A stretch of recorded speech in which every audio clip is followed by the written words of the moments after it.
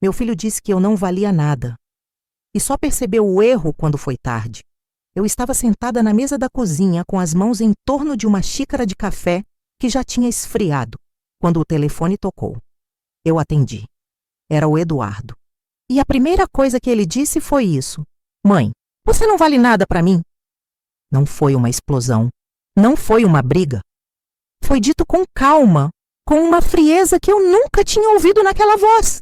A voz do meu filho, a voz que eu conhecia desde que ele era um bebê de 3 dias, chorando no berço, chamando por mim no escuro. E naquele momento, com 62 anos, sentada na mesa onde eu tinha feito todos os almoços da vida dele, eu senti algo quebrar dentro de mim. Não foi o coração. Foi algo mais profundo do que isso. Foi a ilusão de que eu ainda importava. Eu não chorei, não naquele momento. Eu simplesmente desliguei o telefone e coloquei na mesa, do lado da xícara fria. E fiquei sentada ali, ouvindo o silêncio da casa, pensando que aquilo era o fim. Mas não foi. O fim veio depois. O fim veio quando eu percebi que aquelas palavras não foram ditas por impulso. Foram ditas por convicção. E que meu filho realmente acreditava nelas.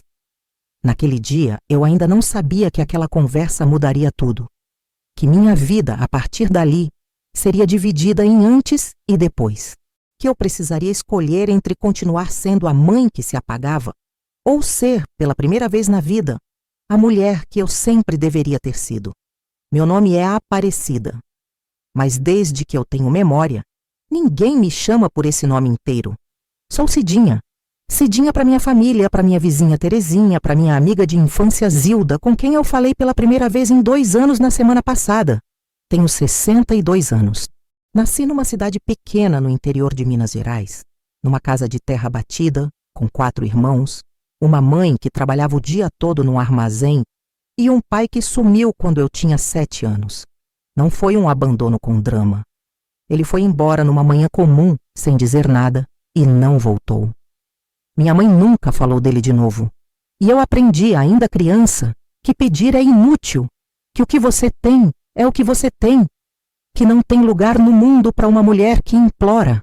Comecei a trabalhar aos 14 anos num armazém igual ao da minha mãe. Carreguei caixas, limpei prateleiras, fiz café para os homens que mandavam. Não reclamei. Não era meu jeito.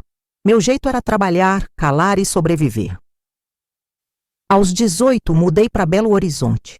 Fui morar num cortiço na Beloite, numa casa tão pequena que minha cama ficava no mesmo lugar da mesa.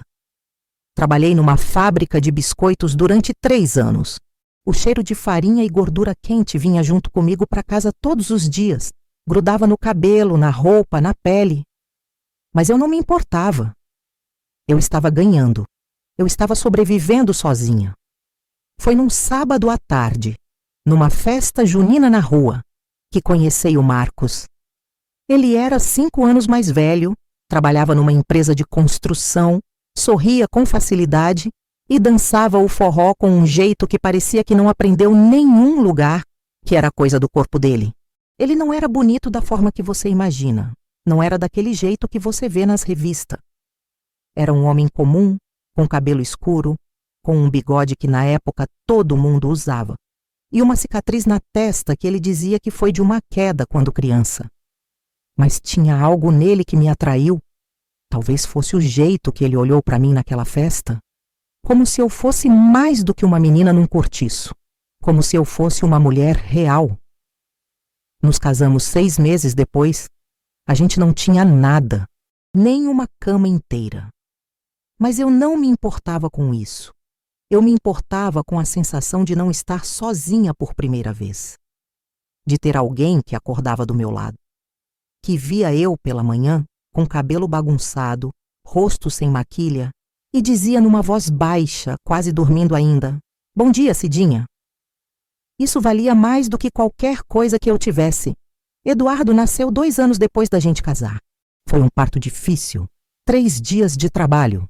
Mas quando ele saiu e eu vi aquele rostinho vermelho, todo amassado, gritando com os pulmões cheios, eu senti algo que não sabia que podia sentir. Uma fome de proteger, de dar tudo. de nunca deixar aquela criatura sentir o que eu senti quando meu pai foi embora. Eu segurei ele no colo e fiz uma promessa que não disse em voz alta, mas que ficou gravada em cada célula do meu corpo. Eu nunca ia abandonar de meu filho. Nunca ia fazer ele se sentir que não importava. Nunca ia dar para ele a sensação de que o mundo não se importava com ele. E eu cumpri essa promessa durante décadas. Décadas inteiras. Marcos trabalhava muito. Às vezes sumia por dias numa obra no interior e voltava com dinheiro na mão e um jeito de me olhar que me lembrava daquela festa junina. Eu ficava em casa com Eduardo, fiz tudo, tudo mesmo. Troquei fraldas nas 3 da manhã sem reclamar. Fiquei inteiras noites acordada quando ele adoeceu, que foi muitas vezes porque meu Eduardo era criança fraca, adoecia com facilidade. Fui ao pronto atendimento mais de uma vez carregando ele no colo, o corpo dele queimando de febre, e eu com as mãos tremendo de medo, rezando para um Deus que eu não sabia se acreditava, mas que eu chamava de mesmo jeito porque não tinha mais ninguém para chamar. Nos primeiros anos de vida dele, eu não trabalhei fora. O Marcos não queria, dizia que eu não precisava, que ele dava conta. E eu aceitei, porque da verdade ia ficar com quem? Não tínhamos família por perto. Minha mãe ficou lá no interior, velha demais para viajar. E o Marcos não tinha relação com a família dele. Então fui eu. Fui eu que ficava para trás para cuidar do Eduardo. Fui eu que dava conta da casa, da roupa, da comida, de tudo. E não me arrependo, não um dia sequer. Porque quando eu via meu filho crescendo, via ele correr pelo quintal com aquela graça toda, aquele jeito de rir com a cabeça para trás, eu sabia que estava valendo a pena, que eu estava fazendo o certo. Eduardo ia crescendo, e eu ia crescendo com ele. Quando ele foi para a escola pela primeira vez, eu fui junto. Fui na reunião de pais, fiz a lista de material, costurei a tampinha do mochila que veio rasgada. Eu era aquela mãe que todo mundo conhecia, a que levava merenda feita em casa, a que ficava na portaria até o sino tocar só para ver ele entrar, a que ia buscar ele com o lanche na mão e o suco na garrafa, morna ainda, porque eu sabia que ele não gostava de suco gelado. Nessa época eu também comecei a fazer bolos. Foi por acidente, no começo. Uma vizinha me pediu um bolo para a festa de aniversário do neto dela, e eu, que sempre gostei de assar, fiz um bolo de cenoura que ficou tão bom que ela me pagou sem eu pedir. E aí foi se espalhando. O bolo da Cidinha. Primeiro na rua, depois no bairro inteiro. Eu fazia na própria cozinha da gente, num forno pequeno que às vezes aquecia demais e queimava o meio, mas que eu fui aprendendo a controlar com o tempo. Às vezes ficava até 2, 3 da manhã decorando, com Eduardo já dormido e Marcos numa obra. Mas eu gostava. Era meu. Era a única coisa que era meu. Isso já aconteceu com você? Conta nos comentários. Os anos foram passando. Eduardo foi crescendo, foi ficando mais alto do que eu, foi desengolindo aquele jeito de rir com a cabeça para trás que eu adorava tanto. O de um menino esperto, aplicado na escola, que gostava de ler, coisa rara naquele bairro. Eu ficava orgulhosa dele num jeito que machucava o peito de tanto. Via ele estudando na mesa da sala, com o rosto sério, e pensava: eu fiz isso, eu o trouxe até aqui. Marcos foi se afastando no decorrer dos anos. Não foi de um dia para o outro. Foi aos poucos. Primeiro foi o silêncio que foram aumentando no jantar. Depois as noites que ele ficava na obra mesmo quando não precisava. Depois as vezes que eu tentava falar com ele sobre qualquer coisa e ele respondia com um sim ou um tá sem olhar para mim. Eu não briguei, não era meu jeito. Eu ficava calada e absorvia. Pensava que era aquilo mesmo, que o casamento era aquilo, que a gente tá junto, que os filhos tão bem, que tá tudo bem. Marcos morreu quando Eduardo tinha 23 anos. Foi um acidente numa obra. Caiu um andaime sobre ele. Eu não estava lá, mas me ligou uma voz que eu não conhecia dizendo que eu deveria ir ao hospital. Cheguei correndo sem sapato, descalça no piso frio do pronto-socorro, e o médico veio ao meu lado com um jeito de falar que eu já conhecia. Aquele jeito manso, aquele tom baixo. Ele não precisou terminar a frase. Eu soube, antes de ele dizer. Eu enterrei meu marido numa terça-feira chuvosa. Eduardo veio, ficou do meu lado, segurou minha mão o tempo todo. Eu não chorei no enterro. Chorei depois, sozinha na casa, 2 da manhã, com a chuva batendo na janela e o cheiro de Marcos ainda no travesseiro. Mas no dia seguinte, eu me levantei. Fiz o café. Fiz o bolo que já estava encomendado para aquele fim de semana. E segui. Porque a vida não para. Eu aprendi isso desde criança. A vida não para e você não pode parar com ela. Eduardo foi ficando mais distante depois da morte do pai. Não de um jeito que eu pudesse apontar e dizer: olha, ele está se afastando. Foi suave. Foi aos poucos. Um almoço que ele cancelou porque tinha trabalho. Um fim de semana que ele não apareceu sem explicar. Um aniversário meu que ele ligou às 3 da tarde dizendo: Feliz aniversário, mãe!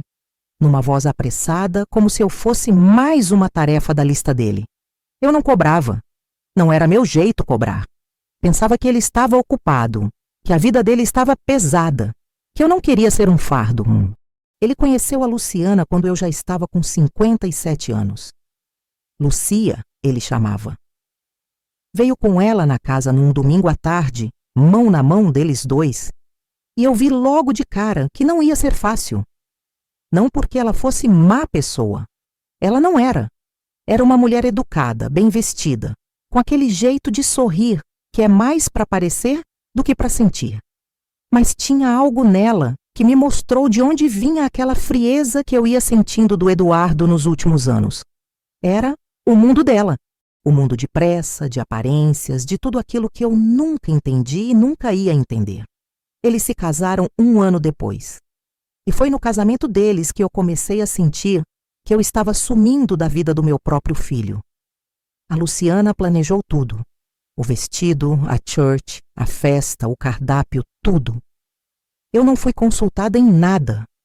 Não que eu esperasse mandar, eu não esperava. Mas esperava que alguém me perguntasse se eu queria contribuir com algo. Se eu queria fazer o bolo, por exemplo. Eu faço bolos desde que Eduardo era criança. Era meu jeito de mostrar amor. Era meu jeito de estar presente. E ninguém me perguntou. Fui ao casamento de vestido preto, que era o que eu temia que sair. A Luciana não gostou. Não disse nada para mim, mas eu vi o jeito que ela olhou para mim quando eu entrei na cerimônia. Um jeito rápido, de cima para baixo, como se estivesse me avaliando, como se eu fosse um problema que ela precisava resolver mais para frente. Eduardo não notou, ou fez de conta que não notou. Ficou a vida toda daquela noite do lado da Luciana, com o braço em torno da cintura dela, sorrindo para foto, para convidado, para todo mundo. E eu fiquei numa mesa no canto, sozinha, com a Terezinha que veio comigo para me fazer companhia, tomando champanhe que eu mal gostava, e olhando meu filho casar sem que eu tivesse participado de nada. Se essa história está te tocando, deixa o like e compartilha com alguém que precisa ouvir isso. Os meses seguintes foram piores ainda. A Luciana começou a mandar mensagens no grupo da família que ela criou, com regras. Não foram chamadas regras, claro que não. Foram sugestões. Sugestão de que as visitas fossem agendar com pelo menos 3 dias de antecedência. Sugestão de que as ligações por telefone sejam feitas em horários que não conflitam com a rotina deles. Sugestão de que, na véspera de Natal, cada família fique na casa de um dos lados. No primeiro Natal depois do casamento, a gente foi na casa da família dela. Eu fui sozinha, com um presente para Eduardo e um para Luciana, que eu escolhi com cuidado, um perfume que ela tinha mencionado numa conversa. Ela não me agradeceu pelo presente, não publicamente, pelo menos. Me agradeceu depois numa mensagem curta. Recebido, obrigada. E pronto. Eu cheguei na casa deles naquela noite com um longo vestido que eu tinha comprado no centro, na semana antes, num carro-ônibus que levava 2 horas de ida. Cheguei suada, com o cabelo todo armado pela umidade e com um ponto na gota de suor que escorreu pelo pescoço. A mesa estava posta com talheres de prata e copas de cristal que eu nunca tinha visto na vida. A Luciana estava toda perfumada, maquiada, com um vestido que custava mais do que eu ganhava em um mês de bolos. Eu sentei numa cadeira no canto, tão longe da cabeça da mesa, que mal conseguia ouvir as conversas, e fiquei ali o tempo todo ouvindo a família dela falar sobre coisas que eu não entendi. Ações, investimentos, viagens para a Europa, e meu filho do outro lado da mesa conversando com o sogro da Luciana como se eu não existisse. Na hora da sobremesa, a Luciana trouxe um bolo comprado numa confeitaria cara do Belo Horizonte. Chocolate belga, ela disse. Trouxe num saco bonito, todo decorado. Eu fiquei ali sentada, lembrando de todos os bolos que eu tinha feito para Eduardo durante toda a vida. Os bolos que eu ficava até 2 da manhã decorando. Os bolos que eu fazia com a mão, com o coração, com tudo que eu tinha. E naquele momento, naquele Natal, eu percebi que para meu filho eu não existia mais. Mas o momento que realmente partiu algo dentro de mim foi numa sexta-feira, no mês de março, quando eu fui até a casa deles sem avisar. Eu sei. A Luciana tinha pedido para avisar antes, mas eu não fui como visita.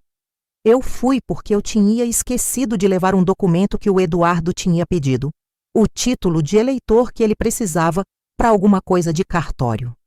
Toquei a campainha. A Luciana abriu a porta. E quando ela me viu, seu rosto mudou. Não foi um sorriso que se apagou. Não foi um jeito de ficar sem jeito. Foi um ar de irradiação, de impaciência, como se eu fosse uma mosca que pousa na comida. Ela não me convidou para entrar. Ficou na porta com um braço apoiado na jamba e disse: Eduardo não está. Ele está no trabalho. Eu disse que eu sabia, que eu vinha deixar um documento. Ela pegou o documento da minha mão, sem dizer obrigada, e fechou a porta. Não fechou com força. Fechou devagar. Mais devagar do que um jeito de fechar a porta de uma casa. Fechou de um jeito que dizia: você não é bem-vinda aqui. Eu fiquei parada ali, na calçada, com o sol batendo na minha cara, e senti um calor que não era do sol. Era de dentro. Era uma mistura de vergonha e raiva que eu não sabia que existia dentro de mim, e pensei naquele momento: isso não é a culpa da Luciana. Isso é a culpa do Eduardo, porque ele permitiu isso. Ele não proibiu. Ele não defendeu. Ele não disse para ela que eu era a mãe dele e que ela precisava respeitar. Ele deixou acontecer. E em um jeito muito estranho, muito doloroso, aquilo doleu mais do que tudo que a Luciana tinha feito. O que aconteceu depois foi impossível de ignorar. Nas semanas seguintes, eu fui tentando falar com Eduardo. Liguei 3 vezes numa semana. Na primeira vez, ele não atendeu. Na segunda, ele atendeu, mas desligou depois de 2 minutos, dizendo que estava em reunião. Na terceira vez, eu ficou esperando o tempo todo e ele não atendeu. Eu deixei uma mensagem longa no WhatsApp, dizendo que eu precisava conversar com ele, que não era urgência, mas que eu precisava. Ele respondeu com um emoji de coração. Um emoji. Depois de tudo que eu tinha escrito, eu fui à casa deles mais uma vez, numa semana depois, nessa ocasião com hora marcada. A Luciana atendeu novamente. Eduardo estava na sala, sentado no sofá com o celular na mão. Quando eu entrei, ele olhou para mim por um segundo e voltou a olhar para a tela. Não se levantou. Não veio me dar um abraço. Não perguntou como eu estava. Eu sentei na poltrona do outro lado da sala e esperei. Esperei por quase meia hora, até que ele disse para mim que tinha pouco tempo e que eu podia falar rápido. Eu tentei falar sobre a forma como me tratavam ali. Fiz isso com muito cuidado, sem acusar ninguém diretamente, tentando explicar que eu me sentia excluída, que eu me sentia invisível. Eduardo ouviu com o rosto neutro, sem expressão, e no final disse: Mãe, a Luciana está certa. A gente tem uma rotina. Você precisa respeitar a rotina da gente. Eu perguntei se eu era parte dessa rotina, se eu importava para ele, e ele não respondeu. Ficou em silêncio um momento e depois disse, quase murmurando: Mãe, você não vale nada para mim. Tudo o que você fez foi obrigação sua. Não é para eu estar te devendo nada. E em 10 segundos ele voltou a olhar para a tela do celular, como se aquelas palavras tivessem sido ditas numa conversa sobre o clima. Aquilo foi o momento. O momento em que algo dentro de mim que eu tinha mantido alive durante décadas inteiras, ativar sem querer, quebrou. A ilusão de que eu era importante para ele, a ilusão de que o amor que eu tinha dado durante toda a vida dele tinha chegado onde eu pensava que chegava. A ilusão de que um dia, talvez, ele ia olhar para mim e ver não apenas a mãe que fez tudo, mas a mulher que sacrificou tudo por ele. Aquilo foi o dia em que eu entendi que não ia acontecer. Eu não reagi ali, não explodi, não chorei. Não fiz nada que a Luciana pudesse usar contra mim depois.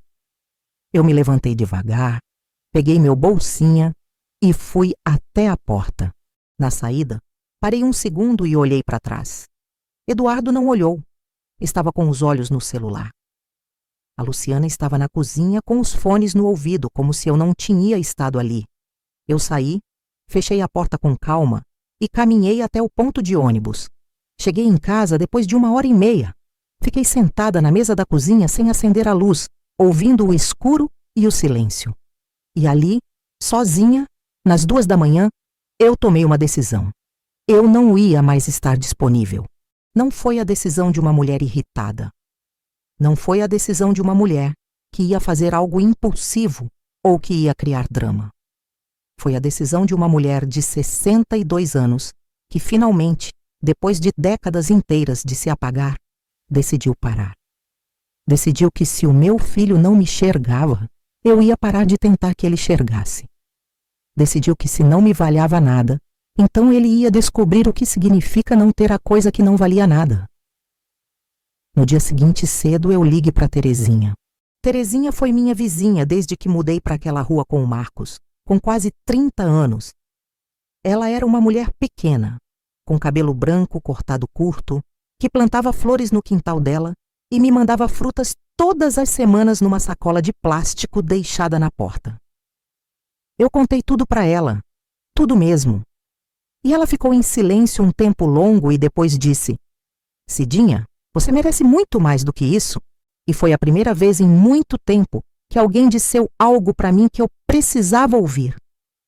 Naquele mesmo dia eu comecei a mudar a minha vida.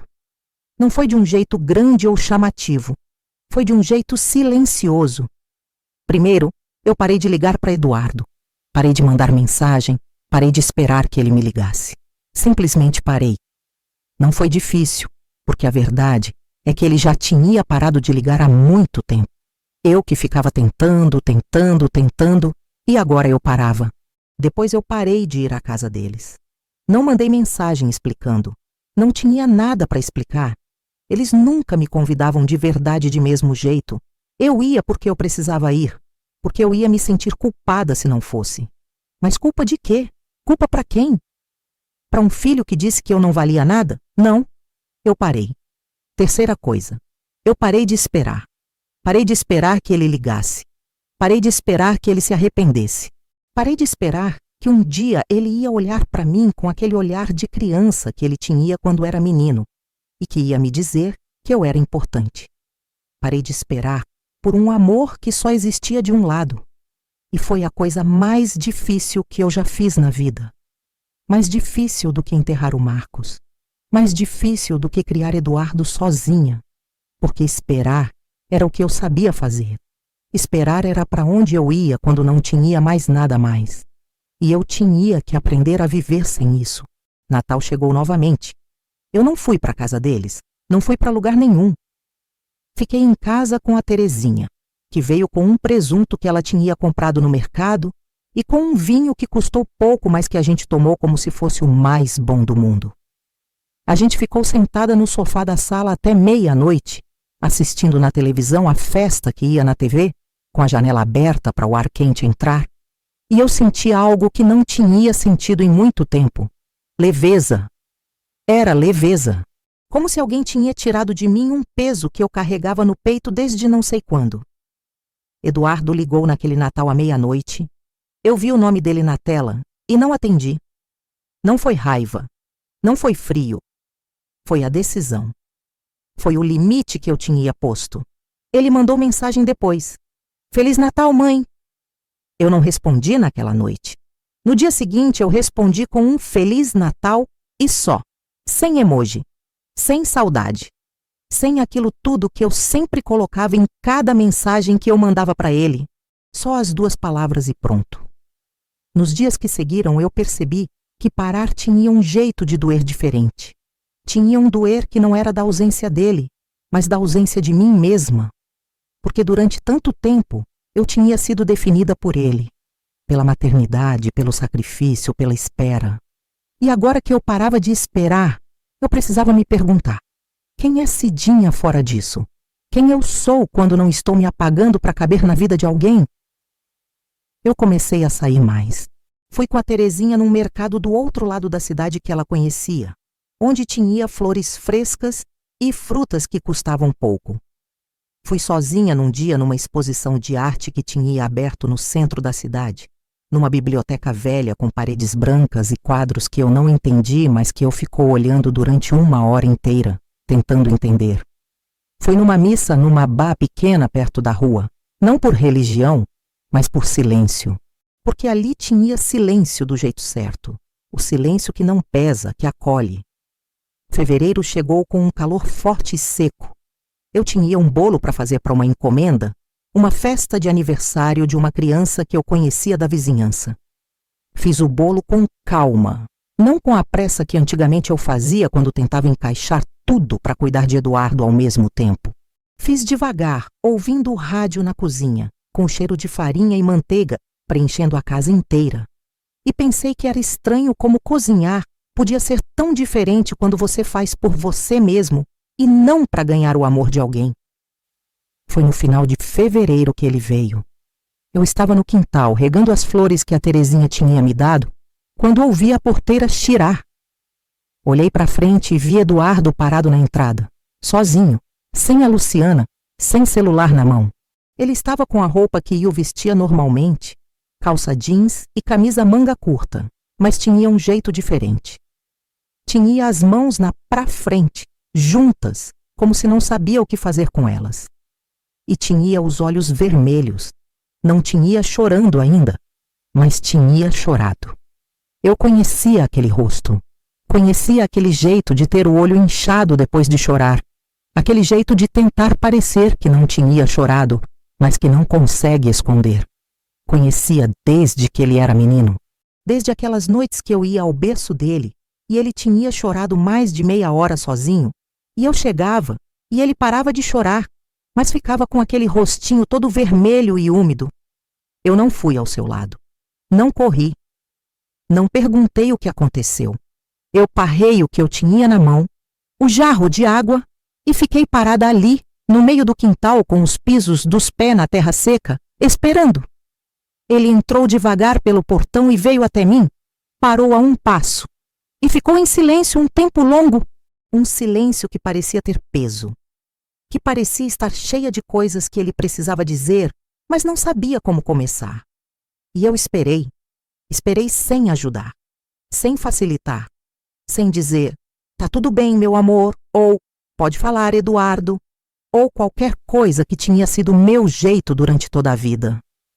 Eu esperei em silêncio, porque pela primeira vez eu tinha decidido que não ia facilitar mais. Ele foi o que falou primeiro. A voz tinha um jeito estranho, baixa, engolida, como se as palavras tinham tido que subir de um lugar muito profundo dentro dele para chegar à boca. Mãe, a Luciana foi embora. Eu não fui mostrar surpresa. Não fui dizer, ah, que coisa. Eu simplesmente o olhei e esperei que ele continuasse. Ela foi embora na semana passada. Trocou o senha do apartamento. Me mandou as coisas que eu tinha dela num caixão para entregar. E me mandou uma mensagem, dizendo que não queria mais falar comigo. Ele parou, respirou e continuou. E eu fiquei ali, sozinho naquele apartamento, sem ninguém para ligar, sem ninguém para me ajudar. E eu fui pensar em tudo o que aconteceu, em tudo que eu fiz e em tudo que eu não fiz. Ele parou de novo. Agora os olhos dele tinham a água. A gente que fica parada nos olhos, mas não cai. E ele continuou, devagar, como se cada palavra custava algo para ele dizer. Eu fui pensar em como eu trato a Luciana e como eu trato você. E eu percebi que é igual. Trata os dois de um jeito que eu não tinha percebido. Trata os dois como se não importava. Como se não tivesse ninguém que eu precisava respeitar. E a Luciana foi embora por isso. Mas você nunca foi embora. Não porque você não tinha motivo, mas porque eu sempre pensei que você ia ficar. Sempre. Que não tinha nada que eu fizesse que ia te embora. E aí eu fui pensar nisso e eu percebi que é exatamente isso que me machucou mais. Ele engoliu. Os olhos dele escorregaram uma lágrima que ele tentou limpar com o costas da mão, mas não conseguiu. E ele continuou, com a voz quebrada agora, sem tentar esconder mais. Eu não tinha percebido que mãe que faz tudo é a mesma coisa que ninguém. Que quando a gente trata a mãe como se fosse obrigação dela estar ali, a gente trata ela como se não fosse pessoa. E eu fiz isso com você durante anos e nunca percebi, até que você parou, até que você desapareceu. E aí eu percebi o que eu tinha perdido. Eu fiquei em silêncio. Não porque não tinha nada para dizer, mas porque não tinha necessidade de dizer nada. Ele já tinha dito. Ele já tinha percebido. E eu não ia fingir que tudo estava bem. Não ia dizer que não importava. Não ia dizer que eu te perdoa como se fosse fácil. Eu senti a gota cair no meu rosto. Não foi lágrima. Foi a água do jarro que eu tinha na mão e que eu tinha jogado inadvertidamente quando Eduardo veio falando. Eu coloquei o jarro no chão devagar e me endireitei. Olhei para meu filho, para o homem que ele tinha se tornado, e fui falar com calma com aquela voz que eu tinha guardado dentro de mim durante tanto tempo sem usar. Eduardo, eu sei que você está com dor agora, e eu sinto muito isso, mas a dor que você está sentindo hoje não é a dor que eu sinto desde que você foi crescendo. A dor que eu sinto é mais velha que a sua, e mais profunda. E não vai desaparecer só porque você veio aqui e pediu desculpa. Ele nodou. Não tentou se defender. Não tentou explicar. Só nodou.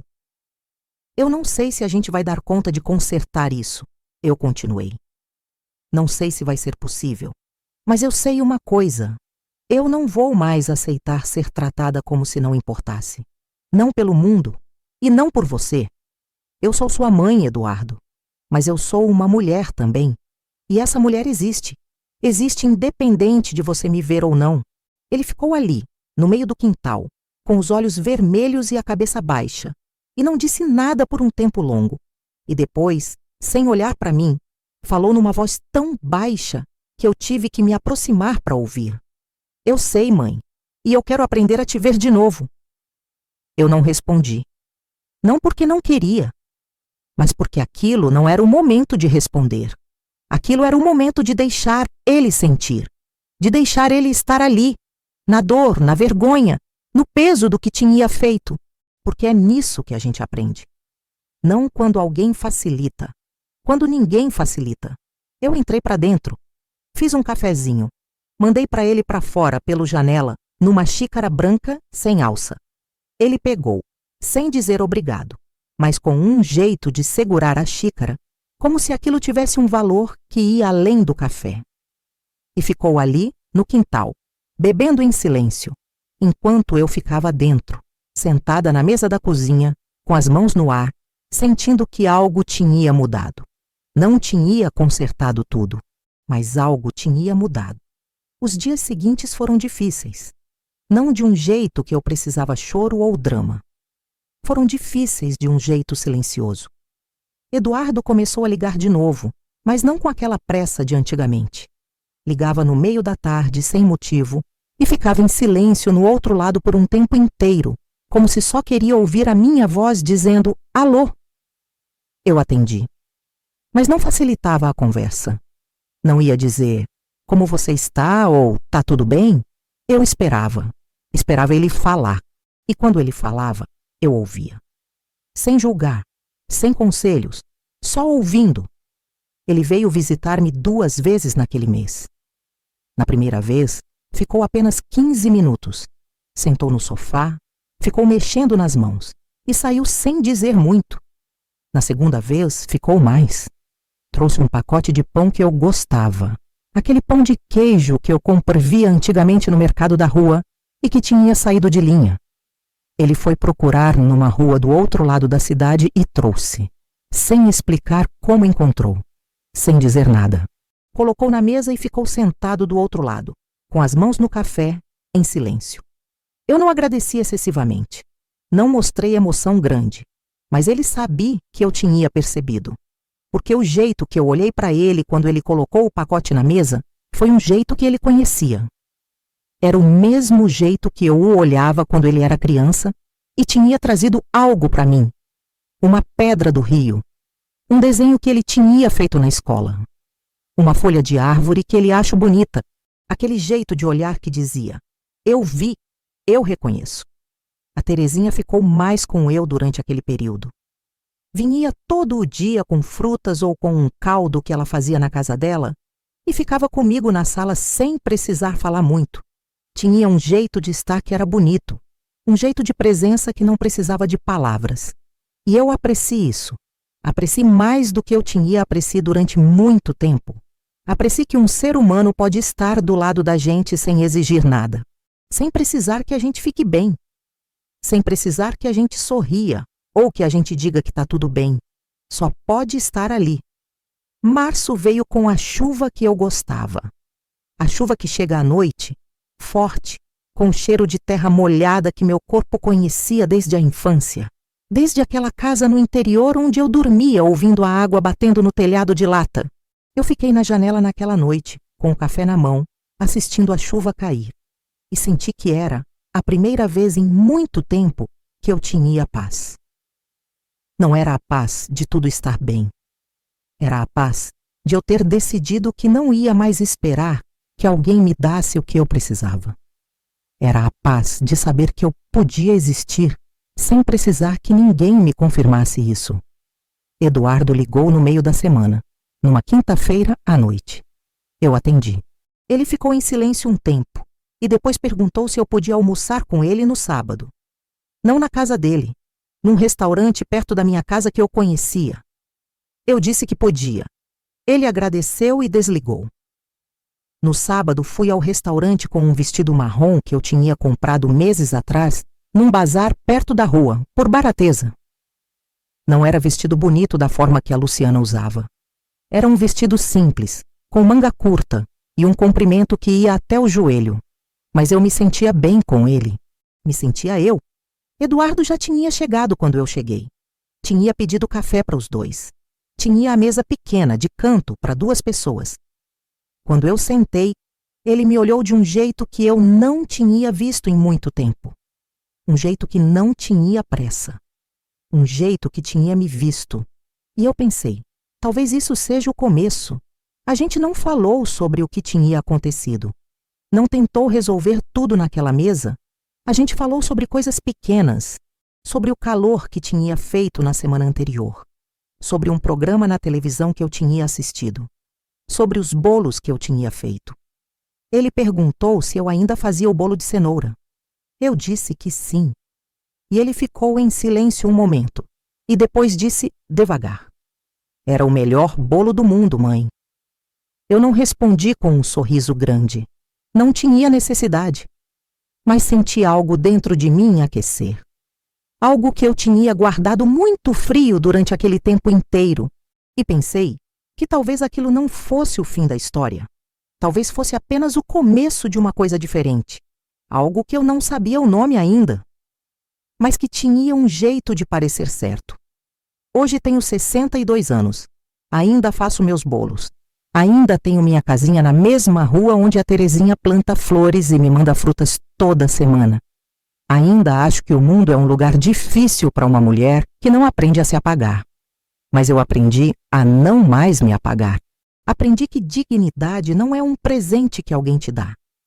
É uma escolha que você faz todo dia, sozinha, no silêncio da sua própria vida. Aprendi que amor sem respeito não é amor. É costume. É dependência. É o jeito que a gente está acostumada a aceitar, porque alguém um dia mostrou que é assim que é. E aprendi que quando você para de aceitar, a verdade começa bem a aparecer. Não com barulho, não com drama. Aparece devagar, como a chuva à noite, que chega sem avisar e molha tudo sem pedir licença. Eu não sei o que o futuro reserva para mim e para Eduardo. Não sei se vamos consertar tudo. Não sei se a gente vai voltar a ser a forma que eu sonhava quando ele nasceu. Mas sei uma coisa. Eu não vou mais aceitar um lugar onde preciso me apagar para ser aceita. Não vou mais aceitar um amor que só existe quando é cômodo para quem dá. Porque eu existi durante décadas inteiras dando tudo sem pedir nada. E agora eu sei que isso não foi amor. Isso foi o que a gente faz quando não acha que merece mais. E eu mereço mais. Se essa história tocou seu coração, compartilhe para que mais pessoas aprendam. Comenta de que cidade você está assistindo e, se quiser mais histórias assim, se inscreve no canal e ativa o sininho.